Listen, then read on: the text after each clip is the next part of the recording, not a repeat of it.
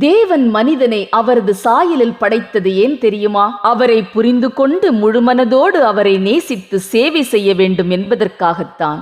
மனிதன் கடவுளாகவே முடியாது. உபாகமம் 4:35 சொல்கிறது, கர்த்தரே தேவன், அவரை அல்லாமல் வேறொருவர் இல்லை. அவர் தலைவன், நாம் அவர் சேவகர்கள். அவர் திராட்சை செடி, நாம் அதன் கிளைகள். நம் பலத்தினாலோ பராக்கிரமத்தினாலோ எதையும் சாதித்து விட முடியாது. நம்மால் கூடாதது தேவனால் கூடும். ஒவ்வொரு மனிதனும் தேவனுக்கு சேவை செய்து இரவும் பகலும் வேத வசனங்களை தியானித்துக் கொண்டே இருக்க வேண்டும். நாம் அவருக்கு சேவை செய்வது மட்டும்தான் நம் படைப்பின் நோக்கமாயிருக்கிறது. வெளிப்படுத்தின விசேஷம் 4:11 சொல்கிறது, தேவனாகிய கர்த்தர் மகிமையையும் கனத்தையும் வல்லமையையும் பெற்றுக் கொள்வதற்காக இந்த பூமியில் சகலத்தையும் அவரது சித்தத்தின்படி சிருஷ்டித்து வைத்திருக்கிறார். கொலோசேயர் 1:16 சொல்கிறது, சகலமும் அவரை கொண்டும் அவருக்கென்றும் சிருஷ்டிக்கப்பட்டிருக்கிறது. ஆமென்.